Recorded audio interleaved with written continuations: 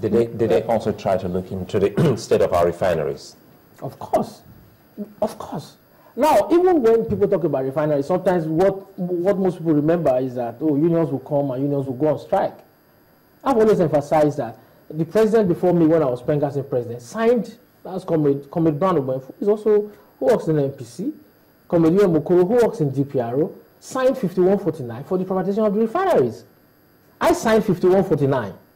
The same government who's talking about privatization did not.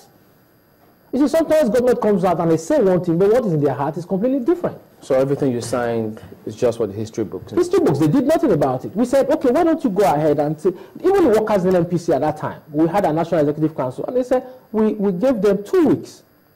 Go and tell us how you think these refineries will work. If you don't, I'm just telling you what happened in our next meeting. If you don't tell us, we said 1 to 3 are decisions that we're going to take. And the guys came up and said, hey, let's do NLNG model.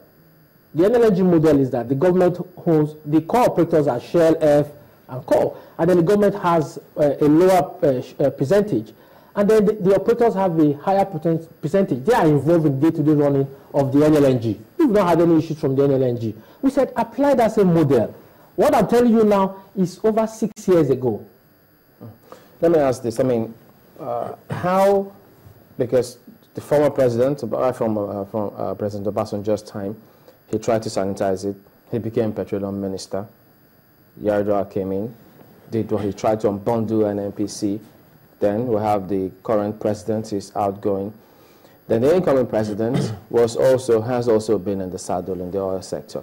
How optimistic or otherwise should we be about cleaning up this system such that everyone will just fall in line and people be held accountable for certain things? I think I've said that in several interviews, is that if the incoming administration don't already have a plan for NNPC right now, then they will have a big problem on their hand. They should go into NNPC, go into the Petroleum Ministry and say this is what they want to do from day one. Because even when you talk about corruption or what you have, take for example, from 1999, Obasanjo started, when we're talking about PIB now, Obasanjo started with Oil and Gas Implementation Committee, OGIC, which metamorphosed to PIB. Because Obasanjo also wanted to clean up the sector, but again, Obasanjo now became part of it by making himself Minister of Petroleum. So automatically, everything stops until you now have PIB, which of course is suffering a whole lot of political setback. So my take on it is that if government feels, whoever is coming in feels that we can't take on the whole PIB, why don't you just start, you take a sector of the industry and say, okay, let's look at these laws for all these years and let's see if we can change it. Not until they are ready to say this is, because even all the corruption we're talking about the corruption we're talking about, so much corruption in NNPC or whatever, it can't happen without the executive and the legislature being part of it. Let's nobody kid ourselves. You can ask your Senate correspondent in Abuja or the House of Rep correspondent in Abuja to say what happens when they invite the Minister of Petroleum. Before the invitation is extended, the whole is all front page news, and on the day of the actual sitting, it's to that he's giving some no. Is she really question or he? No. So if the executive says, sorry, doing the sex of the Petroleum Minister. I say he or she. It's a she. Yeah, because I'm looking at from 1999 to date. Okay.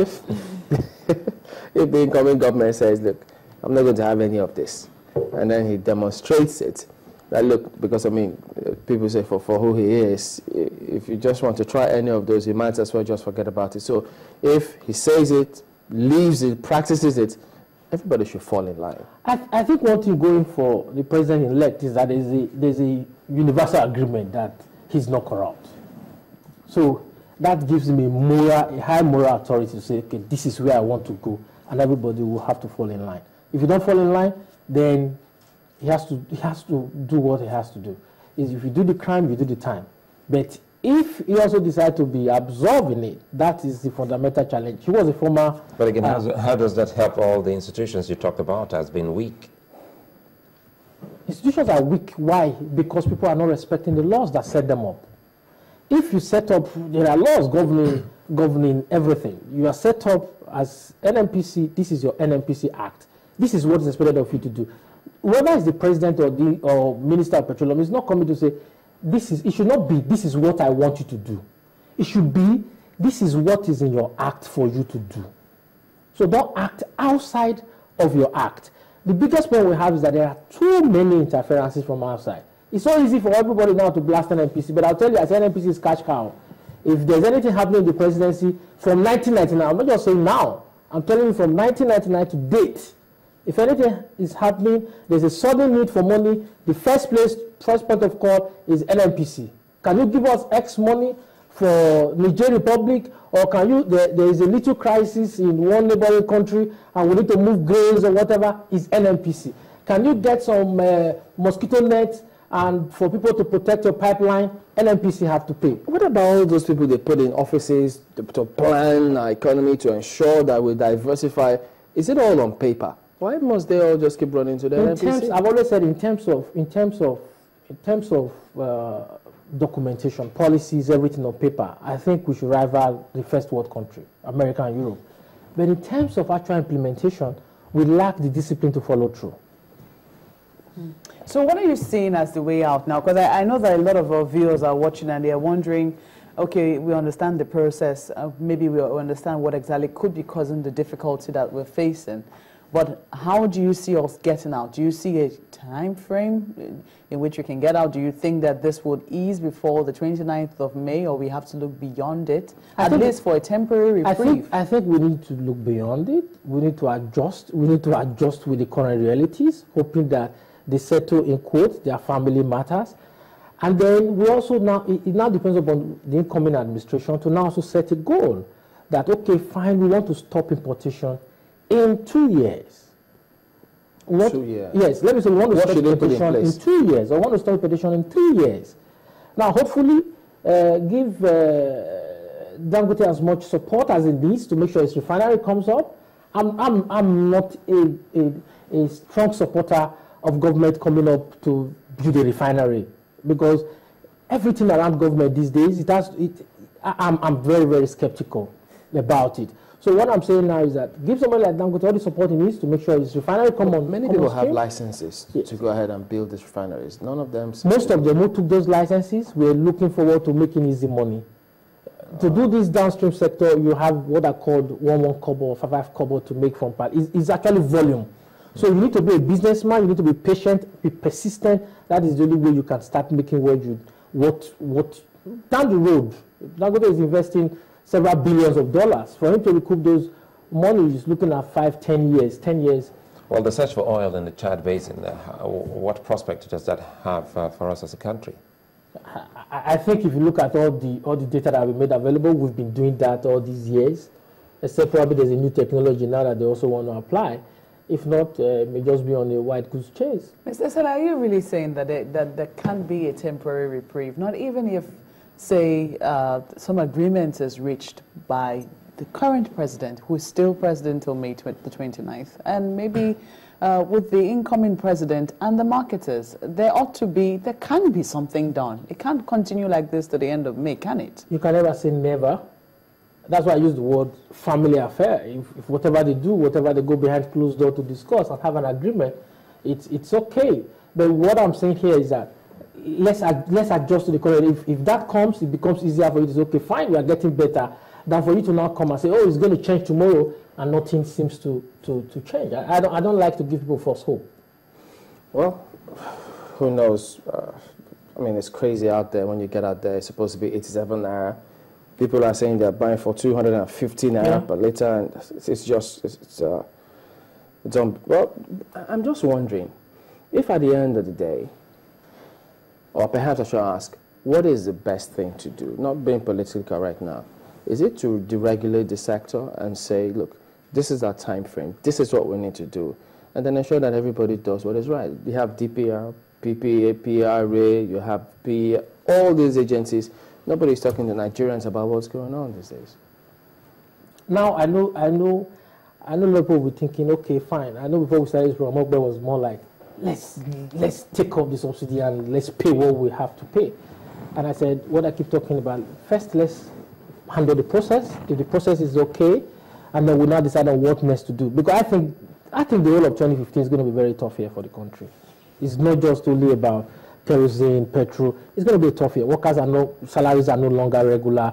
the price of crude has tanked, and you don't even know when it's going to go up. I don't think you are going to hit $100 or $120 per barrel in the next 1 year. That will not happen. So now, if that doesn't happen, then revenue, 80% revenue for the states, for the federation comes from crude oil sales. So already now, whoever is coming in, it's not the best time to be president of Nigeria, but he also have a choice, is that he can also be our hero if he's able to overcome all of these obstacles that are on his path. The country will need to support him for yes, no, he will need all the support he can get. Once the new president is sworn in, I think we all need to give him all the support that he needs, because it's going to be a very, very difficult time. Now, whether you take away the subsidy, you need to ask yourself, if all the processes are done, then you need to now do what I call effective communication with the people he's leading. You say, hey, these are the various options available. Option 1, these are the risks, these are the hazards, and this is how I intend to mitigate whatever hardship that will follow. Option 2, these are the gains, these are also the hazards that may follow, and this is what I intend to do. He will say it, and he will be seen to be somebody who will keep his words all the way, set milestones, and every time he has to come and say, this is the milestone I set for myself in the first quarter, this is what I've achieved. Because one thing that Nigerians, our leaders always mistake is that they take people for granted. So the people are quiet. So by the time people get upset, and then you have problem all around. But if we communicate effectively, there's no way Nigerians will not support whoever is coming in. Whether we say we want to remove subsidy or not. Now, there are, in some other countries, one of the things they did was, okay, fine, let's drop this whole thing. That's why I keep talking about the process. If the process is right, you say, okay, fine, every year I'm going to take 20% out of it. Every year we reduce the subsidy by 20%. And then the people start saying, okay, if you do the 20% thing, the following year you do the 20% thing, and the people are saying the benefit, the benefit to their own lifestyle, to their welfare, it becomes easy for people to. Don't forget, there's always a political price to pay for any of these hot button decisions. There you go. That word pops up again, the political price. Well, thank you for coming on, Peter Esele, former president of TC and PENGASSAN. Thank you for coming on the program today. You're welcome. Well, by the way, that support also includes keeping the government on their toes and ensuring that things are done properly. We'll be back after the break. Join us again.